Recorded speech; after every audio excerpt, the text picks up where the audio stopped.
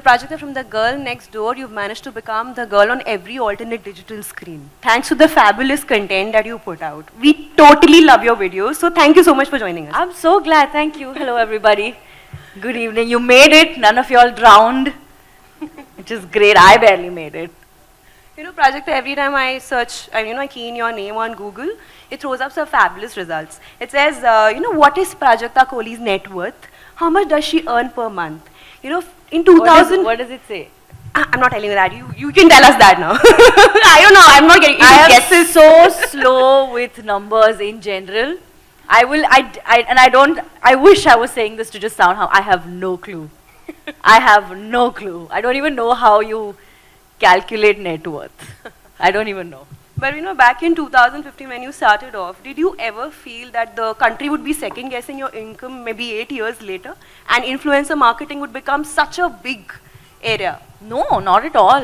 When I started off, it was such a blind decision for me, and that was very unlike me because I was always the kid who wanted to know exactly what she's doing, what is the plan going forward, how is it going to be.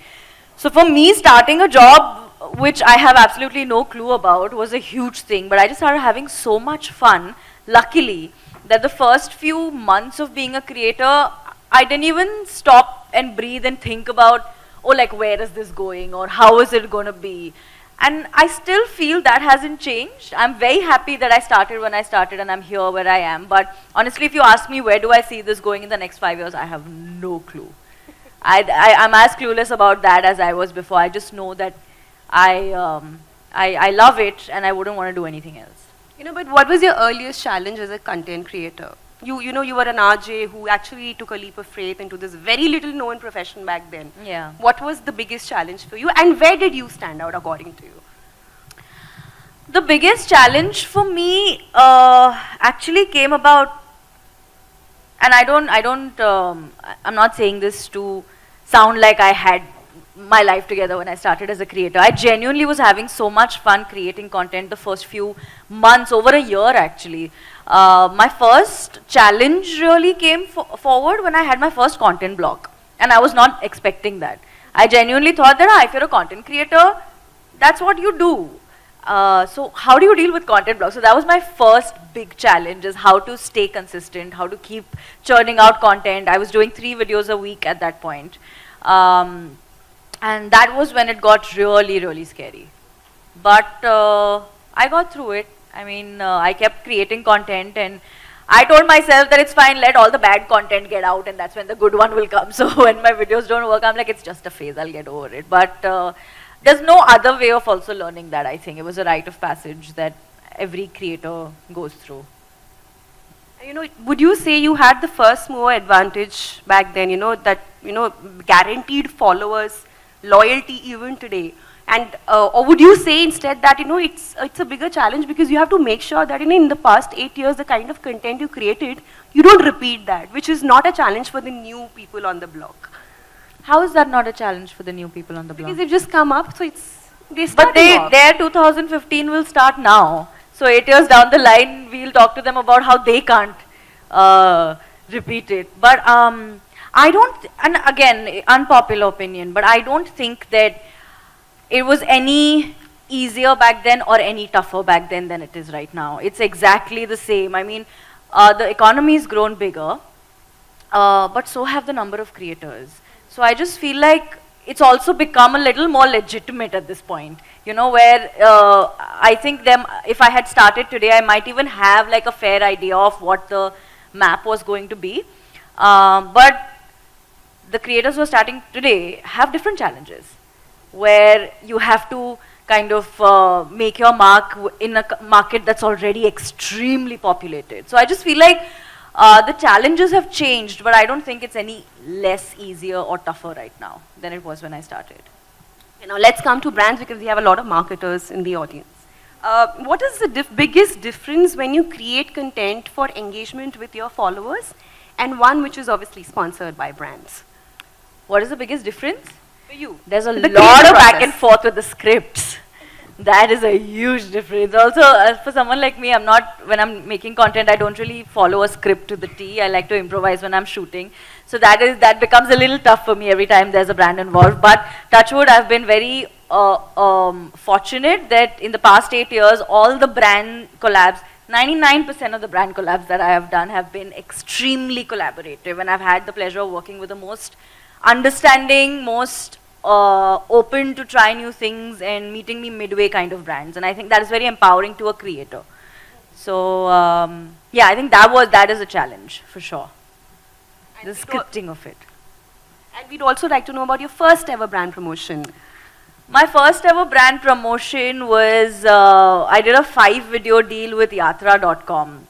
There were 5 sketches that I did, and I was so surprised that a brand like Yatra had actually, and I think I'd started off a little over a year ago, no, a little less than a year ago. I think I'd started off in the Feb of 2015, and this went through in the Jan of 2016. And that was my first collab. And I remember till then we were getting all these like incoming inquiries were coming to us where they were like, hey, if you tweet about us, or if you put a story about not a story, we didn't have stories then, but if you put a post about us, we'll give you a bag. And I was like, oh my god, guys, this is great, I get a free bag. And my team was like, calm down, you can afford a bag. And I was like, yeah, but like it's free and it's just one post. And that's when I remember my team sitting me down and telling me that this is real estate, okay? This is extremely valuable space that we are all working very hard to build. So you can't just give it away. You need to know your worth with it. And if it's a conversation, it has to be lucrative on both sides. And I was like, fine, whatever. So I remember when the first Yatra deal happened, I was just like, how much are they paying me?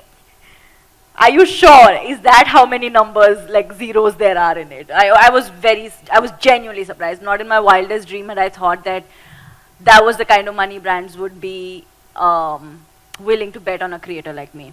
But at that point, did they micromanage you a lot? Not Because really. This was your first. Not really, no. I remember having a great experience with them. I remember they were very open. I was also, because it was my first, I was kind of working with them to understand how it really works.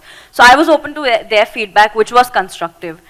They were open to what I had to say about what I knew of what could fly with my audience, what couldn't. And I think the one thing that we both agreed on was that we didn't want it to be a sly pitch. Like, we didn't want it to be like, oh, like, let me just book it on yatra.com. Like, you know, it wasn't that. It was a proper collab, which I was upfront about it, and they wanted me to be there. So I feel like as long as the basic communication between brands and creators is through, it's great. Yeah, I don't mind brand collabs. And I don't just mean it for the money I make. I'm just saying in general, it's nice to meet different people who get different perspective for different products. Like for me, I did this one thing with Cadbury, and it was extremely special for me because my father used to work in Cadbury when I was really, really young, and so it was a huge deal for me. So I mean, I'm also coming from a place where I want to work with more people, so it's fun. You know, cut to many years later. When was this Yatra deal exactly? The year? 2016. 2016, yeah. Wow. Now, if you were to look at it now, if I had to talk about the journey, you know, from conceptualization to actually putting out that video, which are the different stakeholders? Does somebody help you with content? How much time does it take to put forward that particular piece on internet? And how much freedom do you get now that you're a known face in the industry? You can pull it off. I actually am more spoiled now than I was before. I remember those 5 videos I wrote by myself, shot by myself. I had my editors working with me at that time, and I took a lot of pride in the fact that, you know, I've got it. I've done 5. Are you okay? Are you fine? Okay. Sorry, no.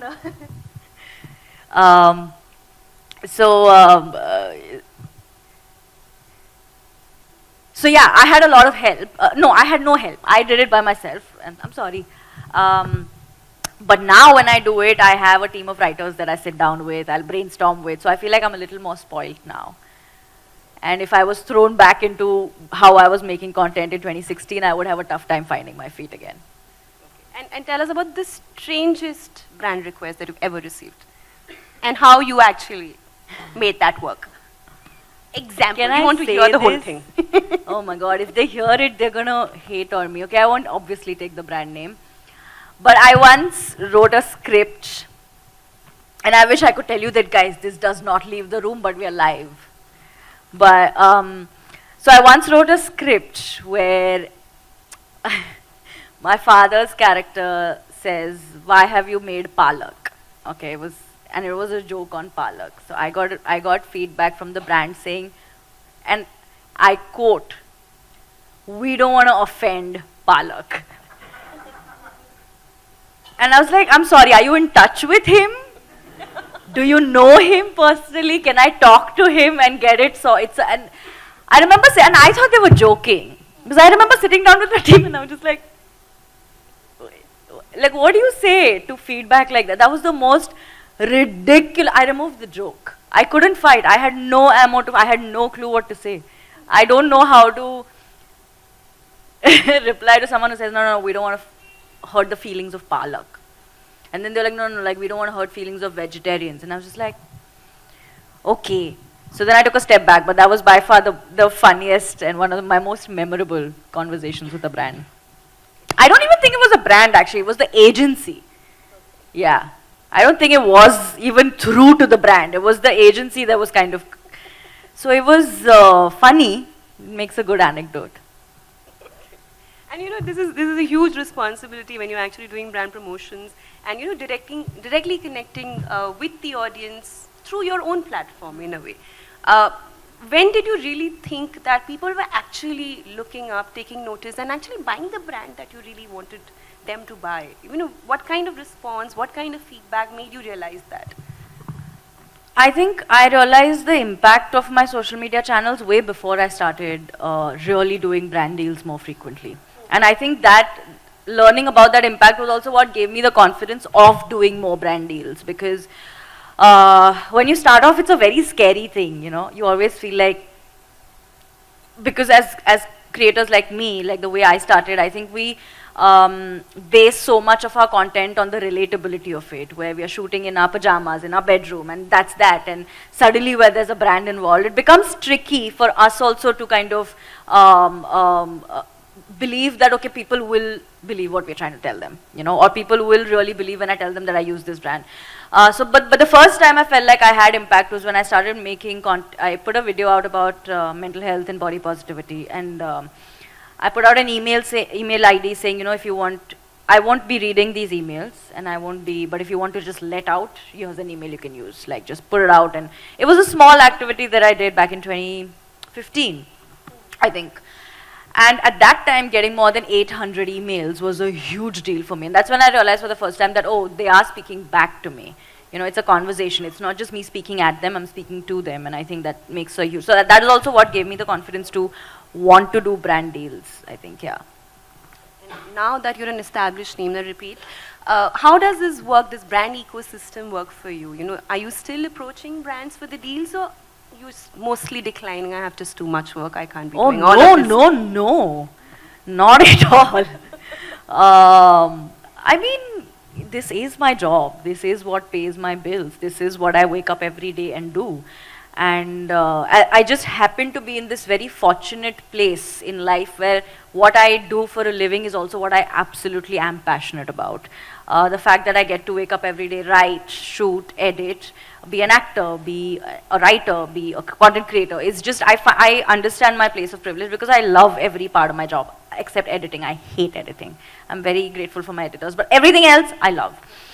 But having said that, there is still a system in place where obviously I work with One Digital Entertainment, and they have a very efficient sales team that is pitching me for different things. Also, I've also reached a point where I'm now writing content that I can sell, where I want to go ahead from the weekly videos that I was doing and maybe make like a 6-episode show, but I'm gonna need money for it. I need people to give me money so I can produce a slightly bigger show for my channel. So I'm actually also particularly writing content which is up for sale, where we're trying to pitch it to different brands and different platforms that, hey, do you want to come on board as a sponsor, and this is what we can do.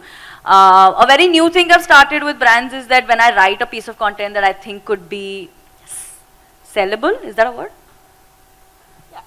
For sale, I will make a list of brands that I think might work as easy fits, that might just be a natural integration into the content, and then I send it to the sales team and I'm like, can we try reaching out to these brands? And that's how it happens. But we're also very fortunate that we have inquiries that keep coming in. So it's both ways, I think. And also, would you say today there's a lot more pressure on influencers? I think CCPA had, said that they would impose a huge fine on endorsers if they make false claims. Yeah. So what are the kind of checks that you carry out from your side to make sure that nothing is amiss? So one of the things that, I'm very happy that I started off with a team of people. Like One Digital got me to the platform. Sudeep, who's from One Digital, actually picked me up. He met me at the radio station and he's like, here's my card and you should be a YouTuber and I think you have something. So I was very lucky to start off with people who had already worked in this digital marketing industry for much longer than before I came. So they had actually briefed me on all of these things, where they were like, you have to be responsible for every word that comes out of your mouth. That helped me understand how audiences, I had expected hate, because that was what the pattern of, that is what the pattern of the internet is. So that helped me get over trolls and hate and unnecessary, like, not criticism, but like unnecessary hate that it's not really helpful. Same way, speaking about social issues, I was made to sit down and understand that this is how you can tackle things that you're passionate about. And the same with brands. So honestly, for me, responsibly speaking and putting out everything has always been a filter way before brands came in. And that just simplifies a lot. As long as I know and I am accountable to everything that I say and kind of endorse, I think we should be fine. So as long as, and again, it differs from creator to creator, so as long as you have these filters on yourself, I think it works well for me. Yeah, because we see a lot of these videos that talk about, how a brand got extra sugar in its... a brand has got? Extra sugar, I mean this sugar, sugar-free is not good, for example. Like that. I didn't want to take names, but a lot of that kind of content, which is also coming out. So if you're endorsing something like that, are you actually going deep down and researching about the ingredients? I am, yes, and all of that? Yes, I am that. Again, I'm very fortunate to have a team that does it for me very efficiently. We will also go and look if the opinions expressed by the brand also align with what I've been working for so long. Like for example, there are some brands that are great to work with. I've heard really, really good things about them and how working with them is easier. But if the communication includes anything, for example, let's say skincare brands, and if the communication includes brightening or all of that, that is never something, I have nothing against them, but that is not something I will ever come on board with, because I've worked too hard speaking about body positivity and accepting yourself and things like that. So I feel like I said, as long as I know exactly which direction I want to take mostly sane in, I think that just filters everything else out. Also the government has made it mandatory for influencers to specify sponsored content whenever they put out a brand endorsement. Now, has that made things difficult for an influencer? Because earlier when you started off, it was mostly like this friend I have on the internet who's telling me what to use, what not to use, recommending it from the the truest part of her heart. And now when I see that sponsored content, I know she's getting paid for it. Like it's difficult for me to believe that person. So how do you think that is panning out for an influencer? I genuinely think it's better when you have the sponsorship tag on. That way, you as a consumer also know what you're watching. I mean, I remember when I started off, and also the audience is really smart. As time passes, our audience right now is extremely smart. They are very intelligent. They know exactly what they're spending their time and money on. So in 2023, sitting back and thinking, I'll slyly put this in my content and it'll fly. It's not going to. If anything, it's going to be a question on your credibility as a creator. I personally like that it's an upfront paid partnership tag that goes that way. Audience knows what's going on. But having said that, I think one of the things that works in our favor as creators, and at least I'll speak for myself, is that I know I will take, like I said, I know I will take responsibility for what I'm endorsing. Like, for example, I have a lovely relationship with Gillette for the past 3 years. We just renewed again. I'm very, very happy. But that was such a seamless integration because way before Gillette came to me, I was already speaking about hair removal and how I've been using Gillette for a long time, and it wasn't a branded thing. So again, a seamless kind of fit in my everyday life anyway. So I think when it comes to doing this, as long as you find the right fit for your content and for your audience, I don't think the paid partnership tag is an issue. And even another thing is it tougher for influencers who are into niche content, compared to someone who's into the broader categories like you? Just to give you an example, I'm hooked onto content for taming my curly hair. And I see the same influencers talk about maybe what True Frog, about Anveya, Fix My Curls, Curlvana, everything. It's the same influencer. These are brands or these are influencers? These are brands. Brands, okay. And there are influencers talking about each brands. of them. Every day they would come up with a new brand, and they have, of course, paid sponsorship. How do I trust them? Where is the credibility there then? Is that a grey area according to you? Where the same influencer in a niche area is literally talking about everything under the sun. But suppose an influencer is talking, suppose a creator is talking about how to take care of your curly hair. Is every post sponsored? Most of it is sponsored nowadays. Oh, That's exactly boy. what I'm talking about. Wow. I do not know how to answer that question.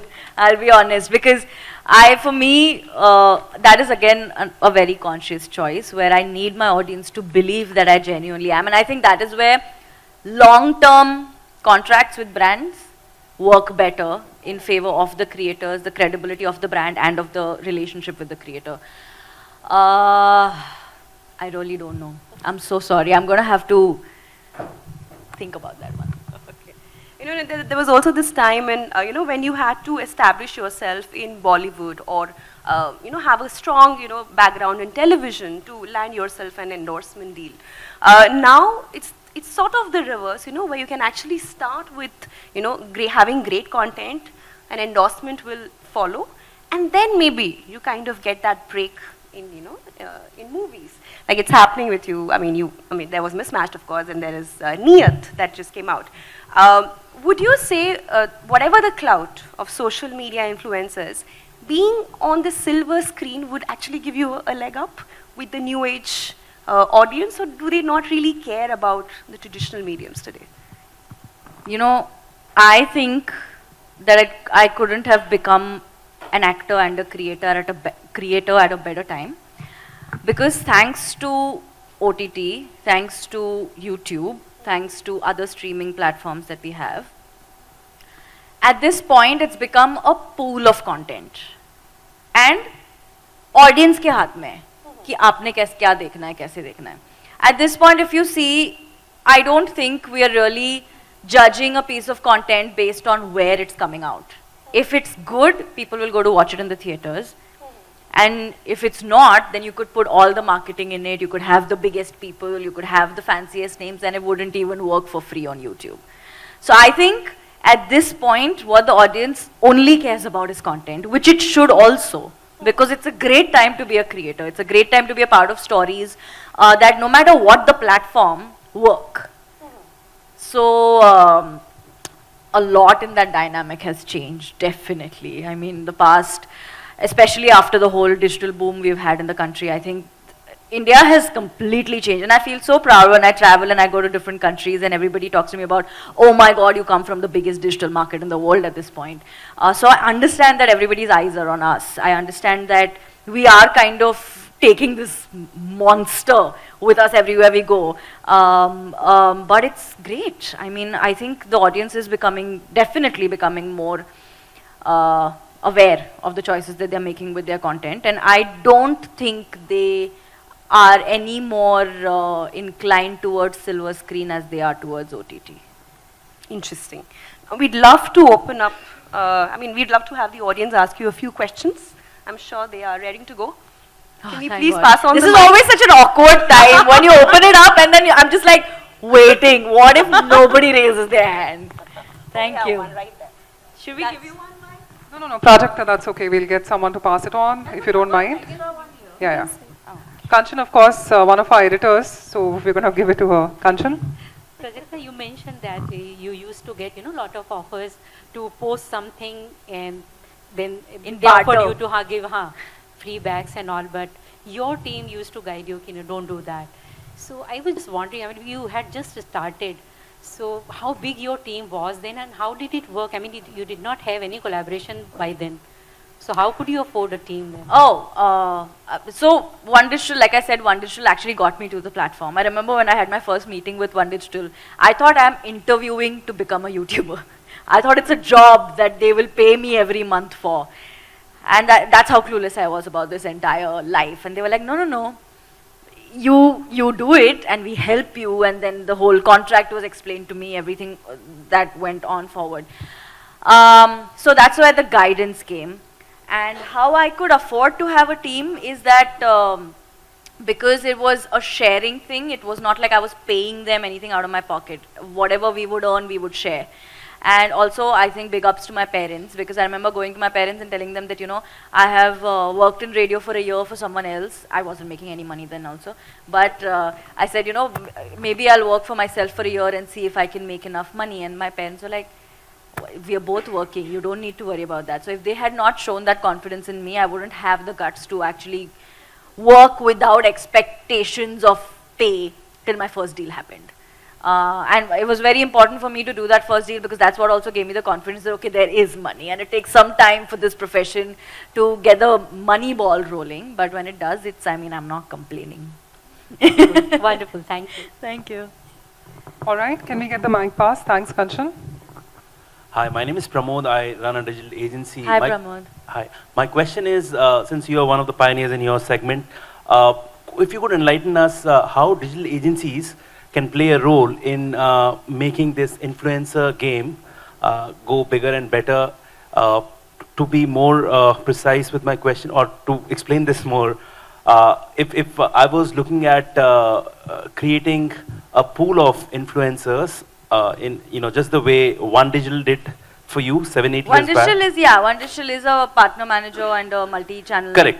network. So is this a pattern which other agencies are already following, getting into a contract with upcoming influencer and then doing something together? I think so. But honestly, if you want, I can put you in touch with Sudeep or Gurpreet, who work with One Digital, and they can actually help you understand this better because they do that part of the film. I'll truly appreciate that because that could be oh yeah, for my sure, takeaway. for sure. They'll be the right people to answer this. If you Thank could you. just maybe after just give me an email ID and I'll put you in touch. Thank you. Thank you, Pramod. Thank you. Hi Prajakta Sorry. क्या है? Hello. Oh, okay, right there on the left. क्या acting करी है आपने नियत में Oh, thank you, sir. Thank you so till much. half the time me and my daughter say like Hashtag you are the fan moment murderer. at E4M IDAC. Yeah. Sorry? I said hashtag fan moment at E4M IDAC. Yes. Till Thank half the you, time sir. we were thinking that you are the murderer. So when people were like, you look too innocent. That's why we thought you are the murderer. I said, Arey. So But- how was it from moving to movies really from the Content. world of creator and it's all that? surreal. Honestly, I didn't even think these doors would open up for me. मैं तो खुश थी जब I remember जब मैंने YouTube करना शुरू किया था मेरे vision board पे था कि भगवान जी बस 30,000 subscribers दे दो life में इसके आगे कुछ नहीं चाहिए मुझे because I thought that was the extent of becoming a successful YouTuber. But I never even imagined that these doors would open up for me. I never even imagined that people would be looking at me through a lens. Another thing that I thought was कि because I have this personality that is online, which is also offline, it's not an act. But I'm just saying that because the way that I am, I'll always get this one kind of role pitched to me. The bubbly, the voice of reason, the best friend. I thought that is all that will come to me. But I was really surprised that writers and casting directors and directors were actually looking at me and testing me for different things. So it's surreal. I still don't believe that those doors actually opened up for me. Try more for movies. You will do really, really great. Thank you. I appreciate that. Thank you so much. I believe you had a question. My question was similar to his actually, but I'll take it forward. So we're seeing you in movies and series also, and we've always known you as a YouTuber. What do you enjoy more? Like, do you love doing the series and movies more, or you love being the YouTuber that you've always been? Ah, it's so strange to pick because they're both so different. Like what I love about being a YouTuber is that I'm in control of everything. Like I will write, I will shoot, I will edit, I will have a say in everything. So I remember the first time I was on set, I was so uncomfortable because all I had to do was get into hair and makeup, know my lines, go on my mark, say my dialogue, and then cut. And then I don't get to see what I shot, or I don't know how the edit is happening, or I don't know when it's coming out. Also 60 दिन shoot करके फिर 1 साल के बाद 8 episode आते हैं. ये तो मेरे समझ ही नहीं आ रहा था पहले. मैंने कहा क्या बात कर रहे हो इतने दिन में तो like in 60 days I'll shoot 60 episodes uploaded every day. So that whole dysmorphia of content creation in my head was tough, but it was only tough for I think the first 1 week because as much as I love being a YouTuber, that's a lot of fun. It's also a lot of fun to be an actor because I thought that I enjoy acting because I write the characters, but then I started performing characters that I've not written, and that's a whole new space. It's very exciting. I've also been very fortunate to work with people who are great at what they do, so it's a learning curve, but I can't choose. I really can't. Sure. Do we have any further questions? Maybe one, that's about it, yeah? I think the front rows have taken all the limelight here, all right. Hello. Not at all. I definitely can't hear. No, yeah. Hi. There we Yeah. go. Yes. We love you. I love you personally. Thank you. First of all. Thank you. Okay. So I think I wanted to ask this question to you. It's completely on you if you want to answer or not. But what do you think now that we all know that the blue tick on Instagram, we all can buy it, right? So how do you feel as a creator? I just wanted to know your opinion on that. Will you be disappointed if I say that I haven't really given it a thought? And I'm not trying to dodge it because I could always tell you, no, I don't want to answer. I've really not given it a thought. So it doesn't affect you because जो चीज़ आपने earn की हुई है, मतलब the blue tick, right? You got it verified. वो अभी पैसों से बिक रही है, right? So how do you feel about what to do? I see, as grateful as I am for the position that I am in right now, it's the same thing. You know I earned it. So I don't really have to go out saying, but like, I earned it and you didn't. I mean, it's fine. Whatever floats the boat. It's really funny when I see all these comments of paid promotion with ticks, and I'm just like, okay, that's where we are right now. All right. Yeah, it doesn't bother me, honestly. Yes, thank you. Thank you, and I know that I've said a lot of the front rows have had the limelight. I think there's one more lady out there. She's been really earning for the questions, so I think we should give her an opportunity. Sorry, these lights are into my eyes. I cannot see anybody.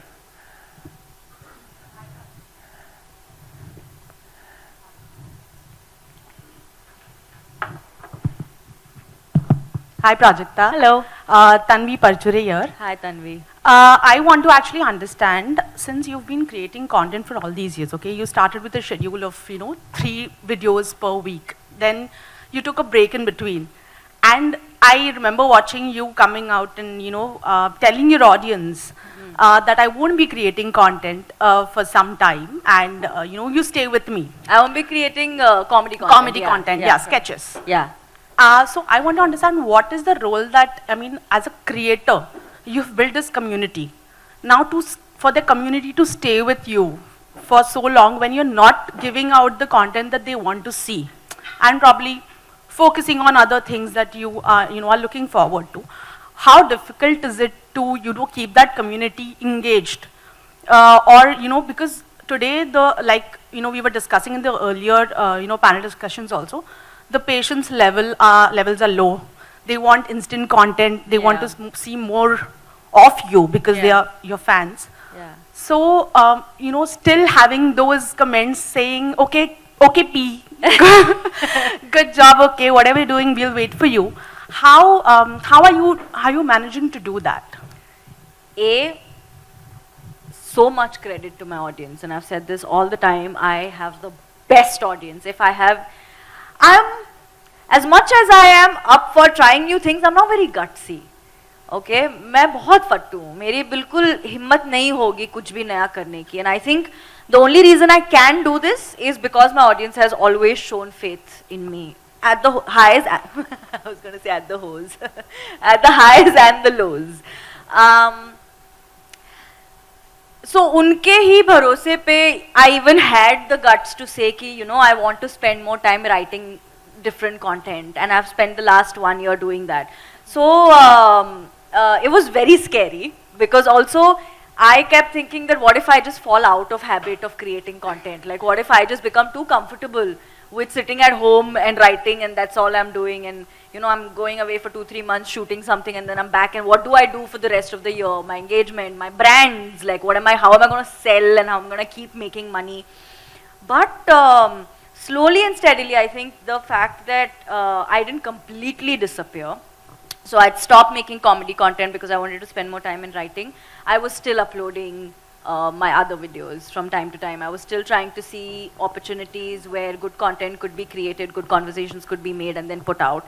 And my audience was enjoying it, and they quite liked it. At the same time, I was uploading shorts and reels because I was creating short form content, and that has been on for the past year. That didn't stop. So I think I've not been out of sight. I think that helped, hopefully. Yes, and Thank you. Any feedback that people... I'm so sorry. I might have to cut in, because maybe you were the one who commented saying, okay, P, we are with you. All right. Can I just get the last part of the question? I'm sorry, I'll make it up. I will. No, you don't have to make it. But anyways, a quick one. Yeah, sorry, yes. Yes, and you're also working on your book now, right? Yes, see, I knew we had to talk about this. Good, yes, let's talk about that, please. Yes, so the kind of feedback you're getting on that, if tomorrow a brand approaches you saying that, how about doing an integration there? Will you be up for it? She's so happy getting that question. All right. But it's a tough one now, what to say, how to answer. Maybe once it's done writing, then maybe I can look at how I can do collabs, because that will also be more effective and in a familiar space of how I know I can sell brands. Because this is my first book. I don't know how to integrate a brand into this new piece of content I'm working on. So maybe I'll learn on the job if I end up writing more. But maybe once it's done. Yeah. May I intervene now? Yeah. Yes, now you may. Yes, I guess. Neeta, would you like to say something? Yes. So Prajakta was worried about not a single hand going up. I think they can spend an entire day with you. Oh yeah, 100%. So nervous. So let's give Prajakta a big round of applause. Thank you so much. Thank you, everybody.